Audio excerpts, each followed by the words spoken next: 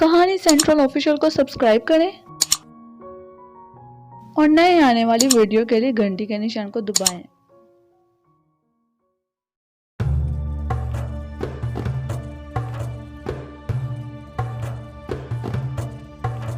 अस्सलामु अलैकुम एवरीवन। शुरू करते हैं आज की वीडियो अल्लाह ताला के बबरकत नाम से जो बड़ा मेहरबान और निहायत रहम वाला है।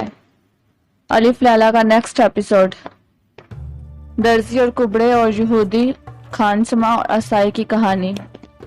शहरजाद ने कहा कि अनेक वक्त बादशाह पुराने जमाने में चीन के शहर में एक दर्जी रहता था जो बड़ा फजूल खर्च था और खेल कूद का शायक, और वो और उसकी बीवी अक्सर खेल तमाशे देखने जाया करते थे। एक दिन का जिक्र है कि वो सुबह के वक्त घर से निकले और शाम के करीब लौटे तो राह में एक कुबड़े को देखा जिसकी सूरत देखकर मुसीबत ज्यादा हंस पड़े और गमगीन का रंजो आलम दूर हो जाए। दर्जी और उसकी बीवी उसका मजाक उड़ाने लगे और फिर उन्होंने उससे कहा कि हमारे साथ चल के आज की रात बैठकर मैं नौशी करें। उसने इसे मंजूर कर लिया और उनके साथ उनके घर गया। दर्जी बाजार गया और रात तो हो चुकी थी। उसने तली हुई मछलियाँ, रोटी और नींबू और मीठा मुंह करने के लिए मिठाई खरीदी। आकर मछलियाँ कुबड़े के आगे रख दी और सब खाने लगे।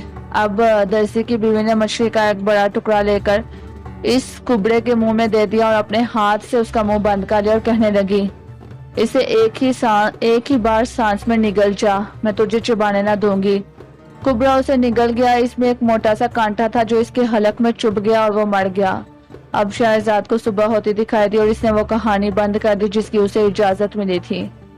जब 25वीं रात हुई तो उसने कहा कि ऐ नेकबख्त बादशाह, जब दर्जी की बीवी ने कुबड़े को मछली का बड़ा सा लुकमा दिया तो इसकी क़िज़ा आ चुकी थी और वो फौरन मर गया।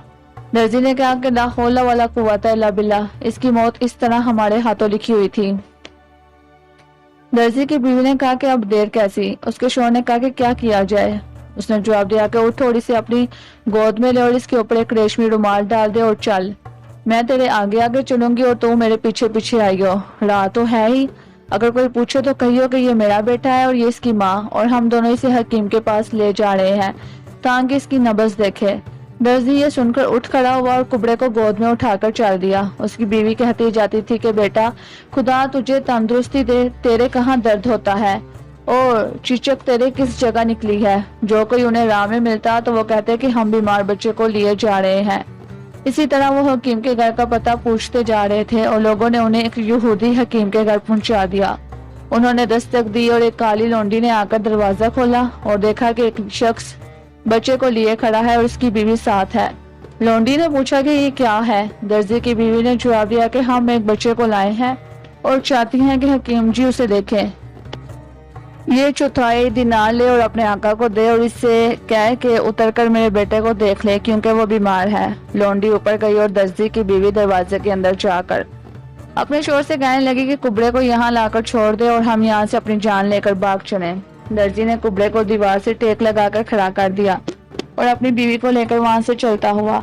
अब लौंडी का किस्सा सुनिए। वो यहूदी के पास गई और कहने लगी कि दरवाजे पर एक शख्स है जिसके साथ एक बीमार औरत है। उन्होंने मुझे रब्बा दिनार दिया है कि तुझे दूं और तू उतरकर उसकी नब्ज देखे और नुस्खा लिख दे। जब यहूदी ने वो रब्बा दिनार देखा तो खुश हो गया। उठकर फौरन अंधेरे में नीचे उतरा। उतरते ही उसका बायां पांव कुबड़े पर पड़ा और वो गिर गया क्योंकि वो मुर्दा तो था ही। यहूदी कहने लगा कि अजीज की दुहाई, दुहाई मूसा और 10 एहकाम की दुहाई, दुहाई हारून और यूशा बिन नून की, मैं ही ने इस बीमार को गिराकर मार डाला। अब इस मुर्दे को किस तरह से बाहर निकालूं। ये कहकर उसने मुर्दे को लादा और घर के अंदर आ गया और अपनी बीवी से सारा माजरा बयान किया। बीवी ने उसे कहा कि यहाँ ठहरने से क्या फायदा, अगर तो सुबह तक यूं ही ठहरा रहा तो हम दोनों की जान चले जाएगी। चल हम दोनों इसे छत पर ले चले, अपने मुसलमान पड़ोसी के घर में फेंक दें। ये पड़ोसी सुल्तान के बावर्ची खाने का खान सामान था। वो बहुत सारा रोगन और चर्बी अपने घर लाता। बिल्लियां और चूहे उसे आकर खाते। जब रात ज्यादा हो जाती तो छतों पर से कुत्ते आते और उसे खींच कर ले जाते। इस तरह से जो चीज वो गाल लाता जानवरों से बहुत नुकसान पहुंचाते। अब यहूदी और इसकी बीवी कुबड़े को लेकर छत पे गए। उसके हाथ पांव पकड़कर उसे नीचे उतार दिया और दीवार से टेक लगाकर खड़ा कर दिया। घर वापस चले गए। انہوں نے ابھی کبرے کو اتارا ہی تھا کہ خان سما گھر آیا، دروازہ کھولا، ایک شمع جلا کر گھر میں داخل ہوا۔ دیکھا کہ روشن دان کے نیچے ایک کونے میں کوئی کھڑا ہے۔ خان سما نے کہا، واہ واللہ کیا خوب، ہماری چیزیں چرانے والا ایک انسان ہے۔ اب وہ اس کی طرف متوجہ ہو کر کہنے لگا، یہ گوشت اور چربی تو لے جاتا ہے؟ میں اب تک اس خیال میں تھا کہ بلیاں اور کتے لے جاتے ہیں، اور اسی وجہ سے میں نے محلے کے تمام کتے اور بلیاں مار ڈالی ہیں اور ان کی وجہ سے گناہ کا مرتکب ہوا ہوں۔ مجھے کیا خبر تھی کہ چھتوں پر سے اترنے والا تو ہے؟ یہ کہہ کر اس نے ایک بڑا ہتھوڑا لیا اور اسے چھپا کر لایا اور کبرے کے پاس جا کر اس کے سینے پر مارا۔ اب اس نے دیکھا کہ وہ مر گیا تو اسے بہت افسوس ہوا اور کہنے لگا، خدا لعنت بھیجے روغن اور چربی پر، جس کی وجہ سے اس شخص کی موت میرے ہاتھ سے لکھی ہوئی تھی۔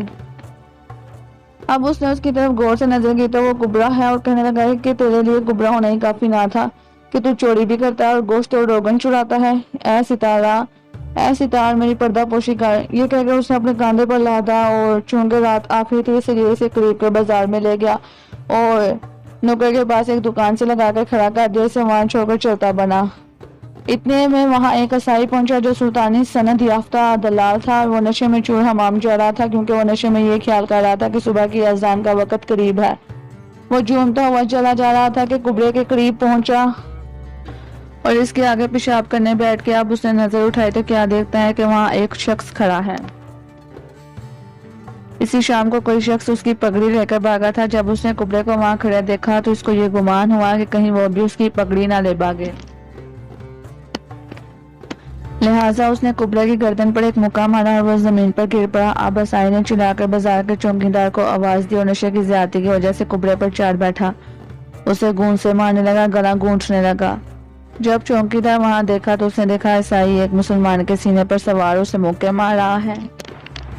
اس پر چوکیدار نے پوچھا کہ کیا معاملہ ہے؟ عیسائی نے جواب دیا کہ یہ شخص میری پگڑی لے کر بھاگنے آیا ہے۔ چوکیدار نے کہا کہ اٹھ اس کے اوپر سے، اور وہ اٹھ کھڑا ہوا۔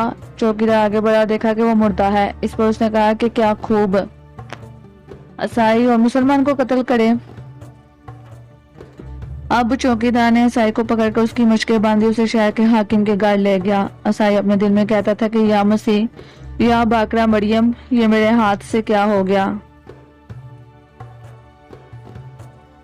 کس طرح سے مارا گیا میرے ہاتھ سے؟ ایک ہی موقع میں اس کا کام تمام ہو گیا۔ اب اس کا سارا نشہ ہرن ہو گیا۔ اسے ہوش آ گیا اور دلال اور کبرا اور عیسائی تینوں رات بھر حاکم کے گھر رہے۔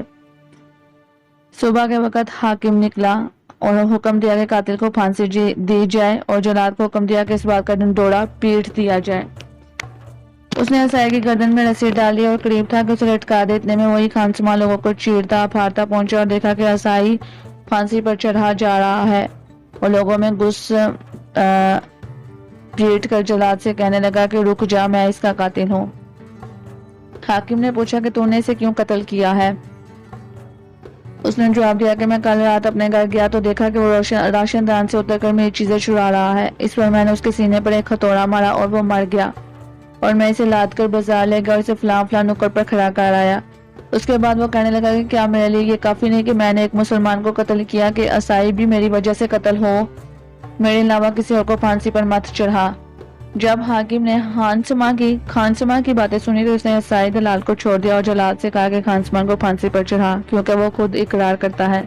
جلاد نے رسی عیسائی کے گلے سے نکال کر خانسما کے گلے میں ڈال دی، اسے تختے کے نیچے کھڑا کر دیا اور اسے لٹکانا ہی والا تھا کہ اتنے میں یہودی حکیم پہنچا اور لوگوں کو چیر پھاڑ کر زور زور سے کہنے لگا کہ ایسا مت کر، اسے میں نے ہی قتل کیا ہے۔ رات میں اپنے گھر میں تھا کہ ایک مرد اور ایک عورت نے آ کر دروازہ کھٹکھٹایا، اور اس کے ساتھ یہ بیمار کبرا تھا۔ انہوں نے میری خادمہ کو 10 دینار دیا اور خادمہ نے مجھے آ کر واقعہ بیان کیا اور دام میرے حوالے کیے۔ اتنے میں وہ مرد اور عورت کبرے کو مکان کے اندر لا کر زینے پر بٹھا کر چل دیے تھے۔ میں اندھیرے میں اسے دیکھنے کے لیے اترا اور اسے ٹکر لگی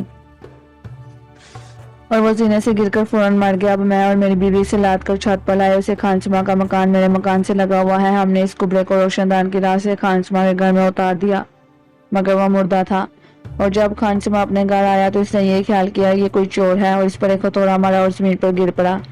اسی لیے اسے گمان ہوا کہ اس نے اسے قتل کیا ہے۔ ایک مسلمان کا لا علمی میں قتل کرنا میرے لیے کافی نہیں ہے کہ ایک دوسرے مسلمان کا خون جان بوجھ کر اپنی گردن پر لوں۔ جب حکیم نے یہودی کی باتیں سنی تو اس نے جلاد سے کہا کہ خانسما کو چھوڑ دو، یہودی کو پھانسی پر چڑھا۔ جلاد نے اسے پکڑ کر اس کے گلے میں رسی ڈال دی۔ اتنے میں درزی پہنچا اور لوگوں کو چیرتا پھاڑتا جلاد سے کہنے لگا کہ رک جا، اس کا قاتل میں ہوں اور اس کی وجہ سے یہ ہے کہ میں کل دن میں شیر تماشے کے لیے گیا ہوا تھا اور جب رات کو گھر واپس آ رہا تھا دیکھا یہ کبرا نشے میں چور ہے اور اس کے ہاتھ میں ایک ڈپلی ہے اور وہ گا رہا ہے۔ میں اس کے پاس گیا اور اسے اپنے گھر لے آیا۔ میں نے مچھلیاں خریدی اور ہم جب کھانے بیٹھے تو میری بیوی نے ایک ٹکڑا مچھلی کا لیا، اس کا لقمہ بنا کر اس کے منہ میں ٹھونس دیا۔ اس کا کچھ حصہ اس کے گلے میں اٹک گیا اور وہ فوراً مر گیا۔ اب میں اور میری بیوی یہودی کے گھر پہنچے اور ایک خادمہ نے آ کر دروازہ کھولا۔ ہم نے کہا کہ اپنے آقا سے جا کر کہہ کہ دروازے پر ایک مرد اور ایک عورت آئے ہوئے ہیں، ان کے ساتھ ایک بیمار ہے، تو آ کر اسے دیکھ۔ یہ کہہ کر میں نے اسے ربع دینار دیا اور وہ اپنے آقا کے پاس گئی۔ اب میں نے کبرے کو لے کر زینے کے سرے پر ٹیک لگا کر کھڑا کر دیا اور میں اور میری بیوی چلتے ہوئے۔ جب یہ یہودی اترا تو اس کی ٹھوکر کبرے کے لگی اور اس کو گمان ہوا کہ اس کی وجہ سے یہ مر گیا۔ درزی نے یہودی سے مخاطب ہو کر کہا کہ یہ صحیح ہے نا؟ اس نے جواب دیا کہ ہاں۔ اب درزی حاکم کی طرف مخاطب ہوا اور کہنے لگا کہ یہودی کو چھوڑ دے اور مجھے پھانسی چڑھا۔ جب حاکم نے اس کی باتیں سنی تو اسے اس کبرے کے معاملے میں سخت تعجب ہوا، کہنے لگا کہ اس کو قلم بند کر لیا جائے۔ اب اس نے جلاد سے کہا کہ یہودی کو چھوڑ دے اور درزی کو پھانسی پر چڑھا کیونکہ وہ خود قتل کا اقرار کرتا ہے۔ جلاد نے اسے آگے بڑھایا اور کہنے لگا میں تو تھک گیا ہوں، ایک کو آگے بڑھاتا اور دوسرے کو پیچھے ہٹاتا اور پھانسی پر کوئی بھی نہیں چڑھتا۔ یہ کہہ کر اس نے درزی کے گلے پر رسی ڈال دی۔ یہ تو ان لوگوں کا قصہ ہوا، اب کبرے کا حال سنیے۔ وہ سلطان کا مسخرہ تھا اور سلطان اس سے کبھی جدا نہ ہوتا تھا۔ جب کبرا متوالا ہو گیا اور بادشاہ کی خدمت میں اس رات حاضر نہ ہوا اور دوسرے دن دوپہر تک بھی نہ آیا تو بادشاہ نے درباریوں سے اس کے متعلق پوچھا۔ انہوں نے کہا کہ ہیں ہمارے آقا شہر کے حاکم کو وہ مردہ ملا اور اس نے قاتل کو پھانسی پر چڑھانے کا حکم دیا ہے۔ لیکن جب حاکم قاتل کو پھانسی دینے نیچے اترا تو ایک دوسرا شخص پہنچا اور پھر ایک تیسرا، اور سب کے سب یہی کہتے ہیں کہ سوائے میرے کسی نے اسے قتل نہیں کیا، اور سب حاکم کو قتل کا سبب بتاتے ہیں۔ جب بادشاہ نے یہ باتیں سنی تو اس نے حاجب کو آواز دی اور کہا کہ حاکم کے پاس جا کر ان سب کو یہاں لے آ۔ جب حاجب وہاں پہنچا تو دیکھا کہ جلاد درزی کو پھانسی دینے جا رہا ہے۔ حاجب نے کہا کہ ٹھہر جا، اور حاکم کو بادشاہ کا پیغام پہنچایا اور کبرے کو سواری پر لاد کر اور حاکم، درزی، یہودی، عیسائی اور خانسما کو ساتھ لے کر چل دیا۔ جب حاکم بادشاہ کے سامنے پہنچا تو اس نے زمین کو بوسہ دیا اور سارے لوگوں کو قصہ سنایا۔ اسے دہرانے میں کوئی فائدہ نہیں۔ جب بادشاہ نے یہ قصہ سنا تو حیران رہ گیا، اسے بڑی مسرت ہوئی۔ اس نے حکم دیا کہ اسے سونے کے پانی سے لکھا جائے۔ اب اس نے حاضرین سے پوچھا کہ تم میں سے کس نے اس کبرے سے زیادہ عجیب و غریب قصہ سنا ہے؟ یہ سن کر عیسائی آگے بڑھا اور کہنے لگا کہ جناب بنا، اگر تو اجازت دے تو میں اپنی ایک ایسی سرگزشت بیان کروں جو کبرے کے قصے سے زیادہ عجیب و غریب اور مذاق انگیز ہے۔ بادشاہ نے کہا کہ بیان کر اپنی سرگزشت۔